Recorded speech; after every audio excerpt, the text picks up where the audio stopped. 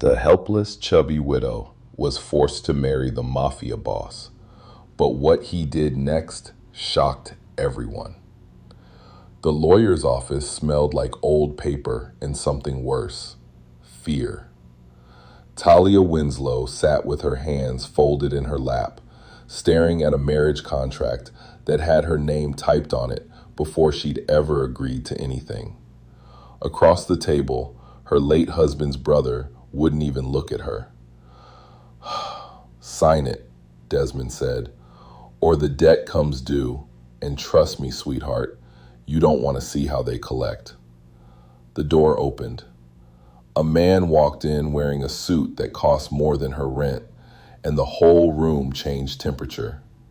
He looked at her once, just once, and something in his face shifted. Nobody in that room knew it yet, but the plan they built to use her was about to fall apart in his hands. They forced a grieving widow into a marriage to pay off a dead man's debt, but the man they sold her to had other plans. Subscribe and hit that bell, because what happens next is going to wreck you in the best way. Let's rewind. Talia Winslow was 27 years old and 3 months a widow. Her husband, Corwin, died in what the police report called a single vehicle accident on a wet road outside Boston. No witnesses, no skid marks. Talia never believed it was an accident, not really. But grief has a way of making you doubt your own instincts. So she buried her husband, buried her questions right along with him, and tried to figure out how to keep breathing. She was plus size. She'd been plus size her whole adult life, and Corwin's family never let her forget it. The sideways looks at holiday dinners, the comments disguised as concern. "Have you thought about seeing someone about your weight, dear?" She'd learned to smile through it because Corwin loved her, and that had always been enough. Until it wasn't there to protect her anymore. Corwin's brother, Desmond Winslow, ran the family's hardware distribution business.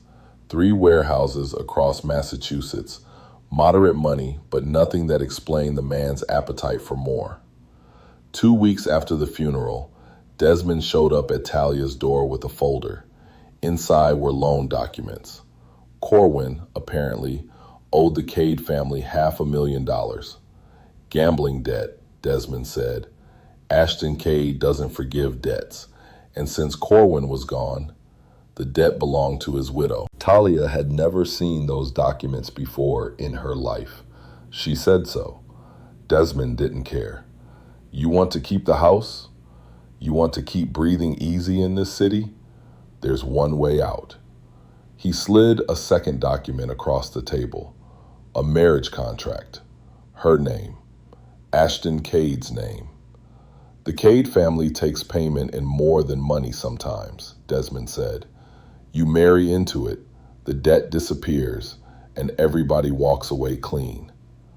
She wanted to scream that this was insane, that grieving widows don't get auctioned off to settle debts they never signed for. But she had no money, no family of her own left in the city, and a brother-in-law who'd made it very clear what would happen if she refused. So she went to the lawyer's office. She sat at that table, and she waited to sign her life away to a stranger. That's when Ashton Cade walked in. He was 38, tall, with the kind of stillness that made everyone else in the room seem like they were vibrating. Ashton ran more of Boston's underground than anyone dared say out loud, and he did it the way some men run chess games.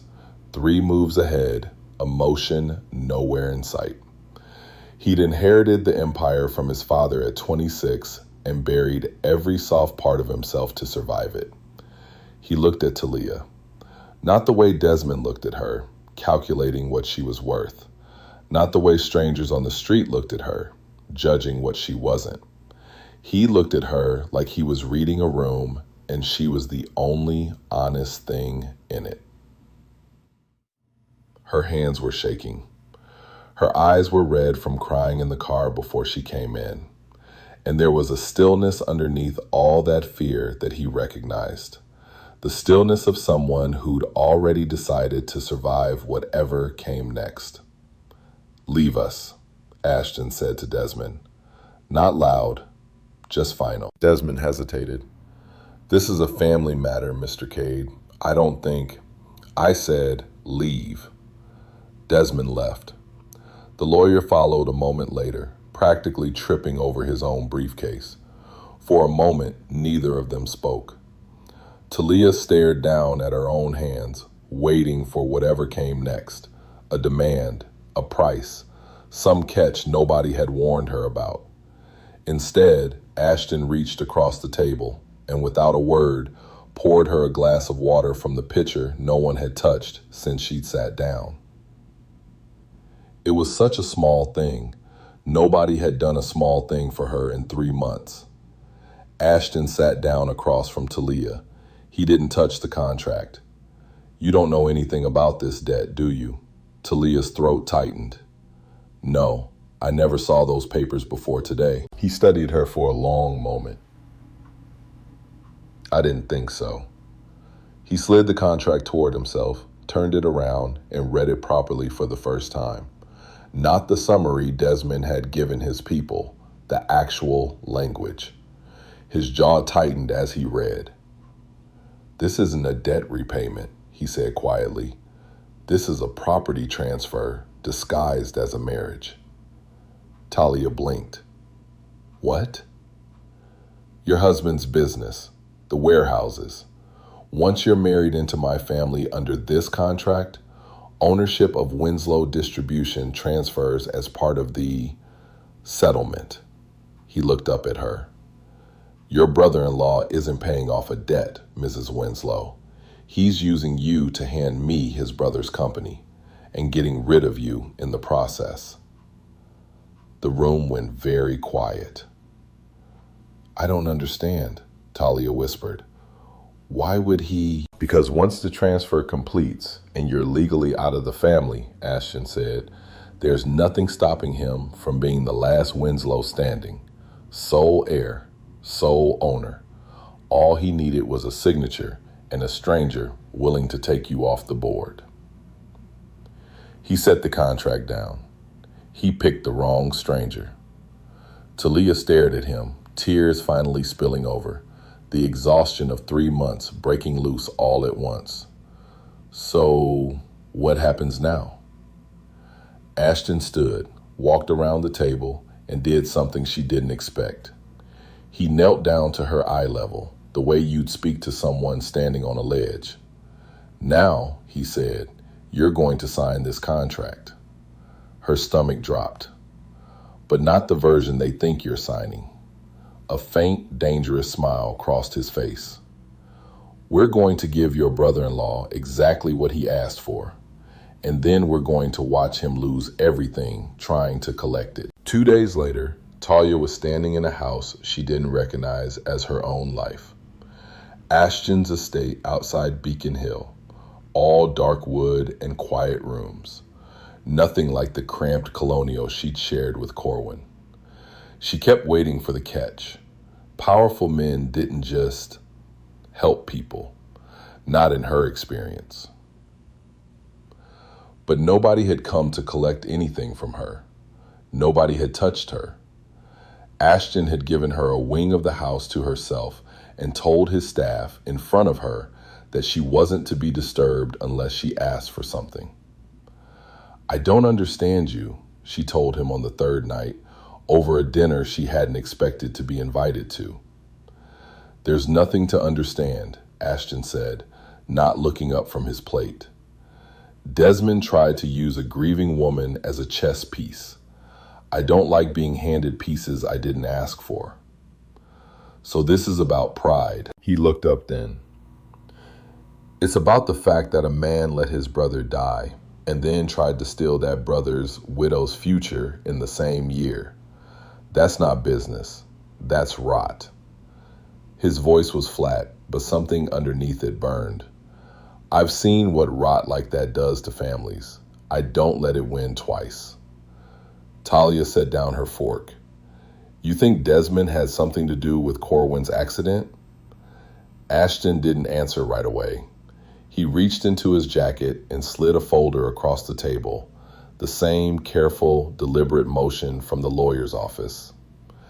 My people pulled the insurance policy on your husband's life. $2 million, taken out 4 months before he died. Guess who the sole beneficiary was? Talia's hands went cold. Desmond. Desmond, Ashton's jaw tightened. Corwin never had a gambling problem, Talia. There's no debt, there never was. Desmond forged every document Desmond showed you. He killed his own brother for a payout, and when that wasn't enough, he decided he wanted the company too, which meant getting you out of the picture without it looking like murder twice in one family. The room tilted. Talia's breath caught somewhere behind her ribs. He was going to have me killed. Eventually, after the transfer completed and nobody would ask questions about a grieving widow who couldn't cope and did something tragic to herself, Ashton's voice went low, dangerous. I've seen the pattern before. Men like Desmond don't stop at one body. Talia sat there, letting it sink in. The accident that wasn't an accident, the debt that never existed, the marriage that was never about money. She'd spent 3 months mourning a husband and fearing a stranger, when the actual danger had been sitting across from her at every family dinner, calling her dear while calculating how much longer she had left to breathe. Why are you telling me all this? She asked. You could have just let it happen, taken the company, moved on. Ashton was quiet for a moment. My mother married into money once. A man who looked respectable on paper and rotted everyone around him in private. Nobody warned her. Nobody looked closely enough to catch it before it was too late. He met her eyes. I look closely now, every time. Something in Talia's chest cracked open, not from fear this time, but from the strange, unfamiliar sensation of being protected by someone who had nothing to gain from it. Over the following 2 weeks, they built something neither of them named out loud. Ashton brought her coffee in the mornings without being asked, always with exactly the right amount of cream because he'd noticed on the second day and never forgot. She started sitting in his study while he worked, not speaking, just present, the quiet becoming comfortable instead of heavy. One evening, she found herself laughing, actually laughing, a real one, at something dry and unexpected he said about his lieutenant's inability to parallel park, and the sound of it surprised her more than it surprised him. Later that night, she found him still in the study, long after the staff had gone to bed. A single lamp burning over paperwork he wasn't really reading anymore. Can't sleep? She asked. Not tonight, he admitted. He didn't offer more, and she didn't push. She just sat down across from him with her own book, and for almost an hour, neither of them said a single word. It was the first night since Corwin died that silence in a room hadn't felt like grief sitting on her chest. It just felt like company. You should do that more, Ashton said, watching her the next morning. Laugh? Yeah. He didn't elaborate. He didn't need to. Can I ask you something? Talia said, wrapping both hands around her coffee cup. Corwin's family used to talk about my weight like it was a problem to be managed, like I was something that needed fixing before I could be worth looking at. You've never once, she stopped, unsure how to finish it. I've never once, what? Looked at me like that. Ashton set down his own cup. I don't have time for people who confuse a person's size with their worth. Never have. It's a stupid, lazy way to measure someone. And frankly, the men who do it are usually the smallest ones in the room. He said it simply, like a fact, not a compliment. And somehow that made it land harder than flattery ever could. But Desmond wasn't idle while Talia healed. He'd expected the marriage contract to complete quietly, expected Talia to disappear into the Cade family and eventually disappear altogether. When weeks passed with no transfer finalized, no wedding announcement, no movement at all, he grew desperate. He started making calls, reaching out to contacts in the city's business circles, spreading a story that Talia had been unstable since the accident, that she might do something drastic, laying groundwork, building the narrative he'd need if she really did vanish. Ashton's people intercepted every call. "He's accelerating," Ashton told her one night, showing her the surveillance logs. "He thinks the delay means I backed out of the deal. He's planning to force the issue. Which means he's going to come for you directly, soon." Talia's hands trembled, but not from fear this time, from something sharper. "Then let him come." Ashton looked at her, really looked, the way he had that first day in the lawyer's office.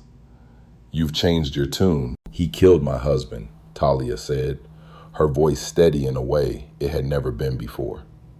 "He tried to use me like a piece of paper. I'm done being afraid of a man who's never once had to be brave in his life. I want him to walk into whatever trap you're building, and I want to be standing there when it closes." Ashton's mouth curved, just slightly, the closest thing to a real smile she'd seen from him. "Good," he said, "because I already have a plan, and it starts with a wedding." The wedding invitations went out within a week, not the quiet legal formality Desmond expected, but a full event hosted at the Cade family estate with enough of Boston's business elite invited to guarantee press coverage. Desmond received his invitation like everyone else. He showed up practically glowing, already mentally spending the payout he thought was coming. What he didn't know was that Ashton's team had spent those 2 weeks building something far more dangerous than a wedding.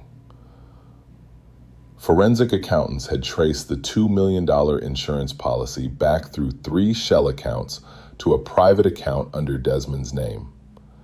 Ashton's tech specialist, a sharp, quiet woman named Priya, had pulled phone records placing Desmond's number near the accident site the night Corwin died, a location he'd never explained in any statement to police. And a mechanic who'd serviced Corwin's car 2 days before he died had gone quiet after Corwin's death, until Ashton's people found him working under a different name in Providence and convinced him it was safer to tell the truth than keep running. The mechanic's statement was the final piece. Desmond had paid him $3,000 to loosen the brake line, just enough to fail on a wet road. Not enough to raise suspicion, just enough to guarantee an accident. "We have him," Ashton told Talia the night before the wedding, laying out every document on the table between them.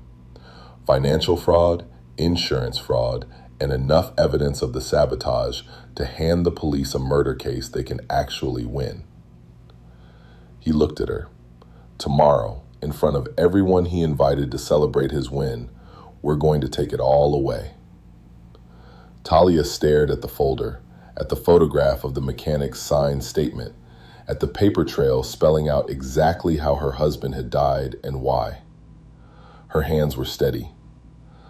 "I want to be the one who says it, in front of everyone. Not you, me." Ashton didn't argue. "Then it's yours." The morning of the wedding, Talia stood in a dress the color of deep wine. Not white, never white. This wasn't a real wedding, and she refused to pretend otherwise, and looked at herself in the mirror. For the first time in months, she didn't see a widow.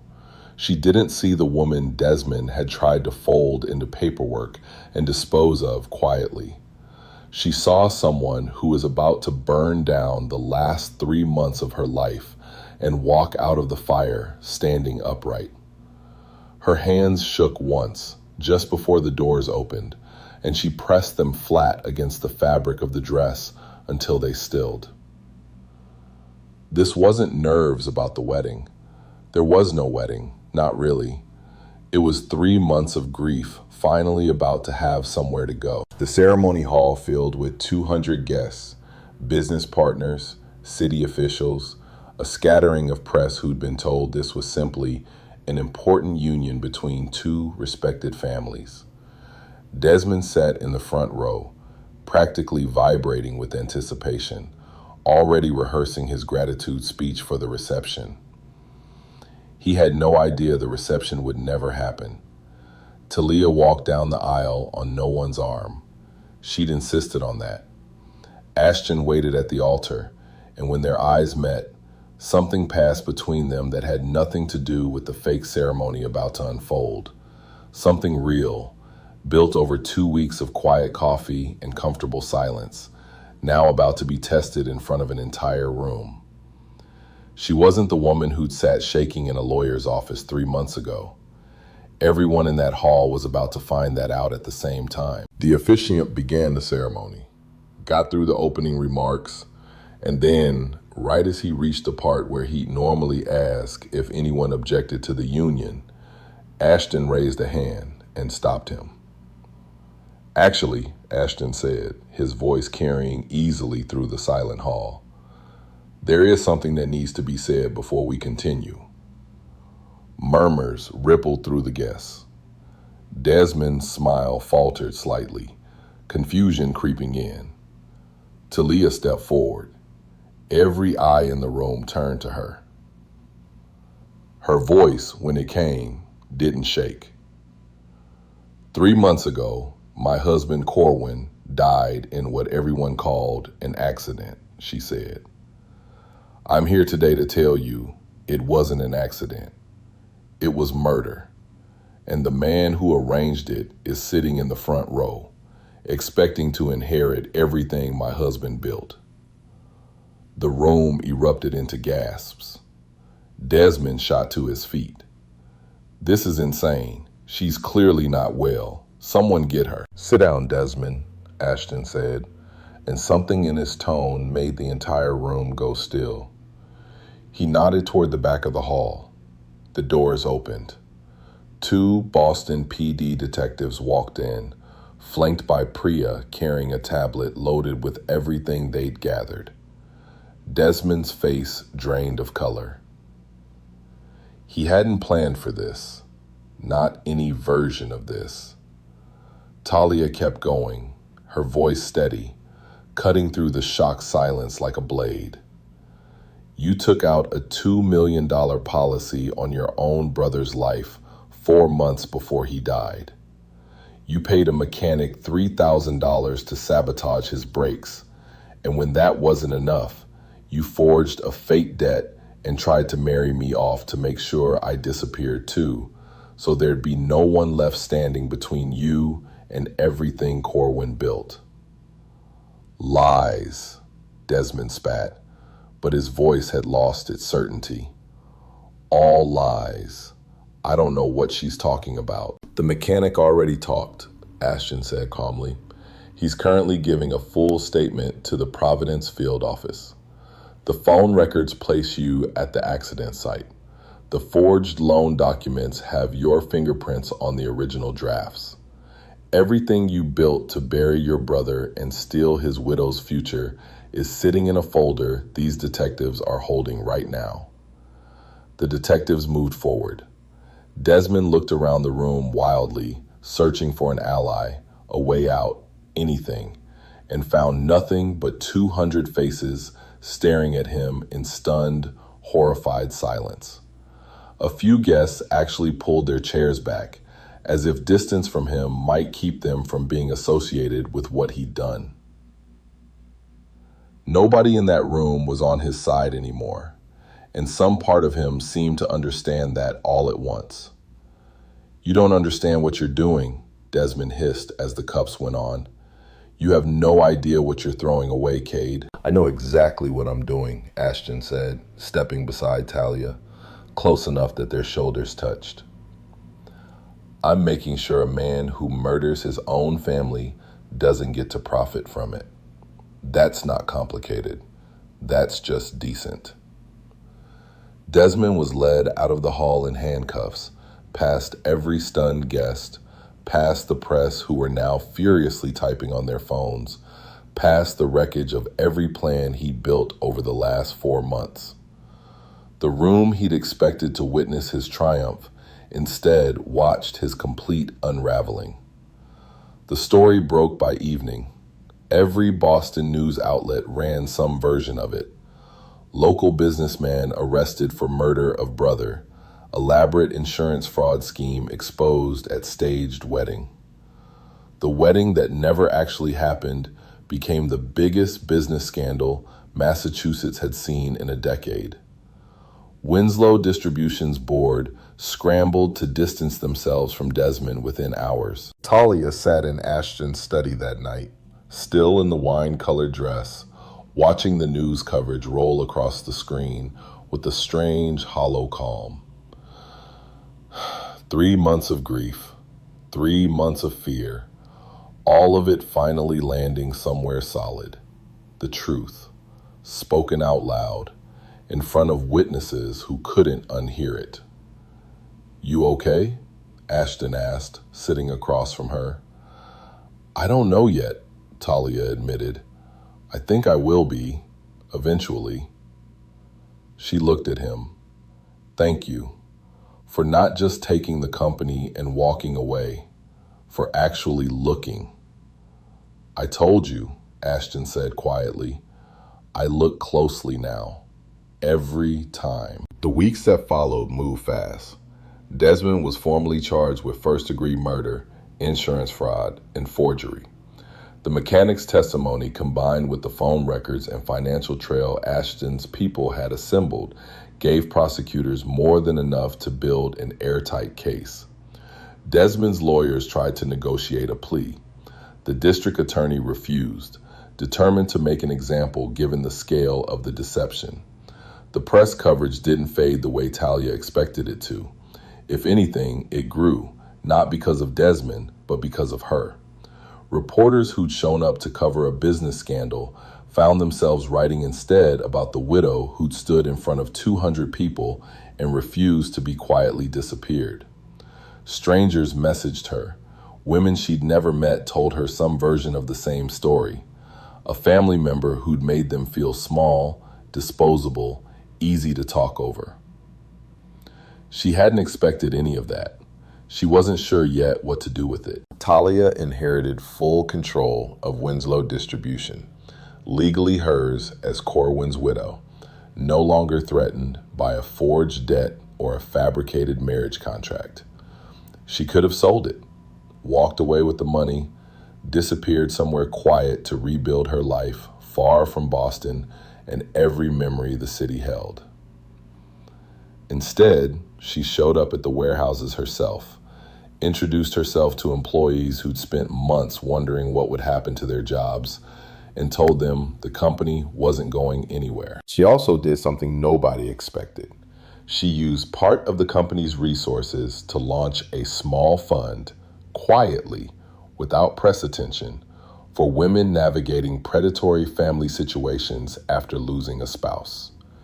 Legal aid, financial literacy, a hotline staffed by people who understood exactly how isolating that kind of manipulation could feel. She called it the Corwin Fund, after the husband whose memory deserved to mean something more than the lie his brother tried to build on top of it. Ashton showed up at the warehouse on a Tuesday afternoon, 3 months after the wedding that never was. He found Talia in the back office, sleeves rolled up, going through inventory reports with the same quiet focus she brought to everything now. "You didn't have to come," she said, not looking up, though there was warmth in her voice that hadn't been there in the lawyer's office all those months ago. "I wanted to." He leaned against the doorframe. "How's the fund coming along?" "Good. We helped our first family last week, a widow in Worcester, similar situation, different details." Talia finally looked up at him. "I keep thinking about that day in the lawyer's office, how close I came to just signing whatever they put in front of me, because I didn't think I had another option." "You always had another option," Ashton said. You just needed someone to show you where the door was. Talia set down the reports and walked around the desk, closing the distance between them. You know what I remember most?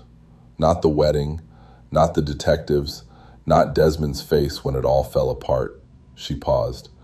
I remember you kneeling down to my eye level in that office when I thought my whole life was over, and telling me we were going to give them exactly what they asked for, and then watch them lose everything. Nobody had fought for me like that, ever. I wasn't fighting for you, Ashton said quietly. Not at first. I was fighting because I couldn't stand watching another family get destroyed by someone who thought money made them untouchable. He reached out, tucking a strand of hair behind her ear, the gesture careful, deliberate. Somewhere in those 2 weeks, that stopped being the only reason. Talia's breath caught. What's the reason now? You, he said simply. Just you. She kissed him first, not because he'd saved her, not because gratitude demanded it, but because somewhere between the lawyer's office and this warehouse office, she'd stopped being a widow hiding from the world and started being a woman who knew exactly what she wanted. And what she wanted was standing right in front of her. Desmond Winslow was sentenced 8 months later to life in prison without the possibility of parole, the judge citing the cold, calculated cruelty of murdering his own brother and attempting to weaponize a grieving widow to finish the job. He sat in a cell outside Boston, watching a small television bolted behind reinforced glass when a local news segment came on. Talia Winslow, standing in front of a new building bearing her late husband's name, cutting a ribbon for the third Corwin Fund office opening in Massachusetts. Desmond stared at the screen, at the woman he'd tried to erase from the world, now standing taller than he'd ever seen her, surrounded by people whose lives she'd helped save. He turned off the television. The room went quiet. And in that quiet, for the first time since his arrest, Desmond Winslow understood exactly what he'd lost.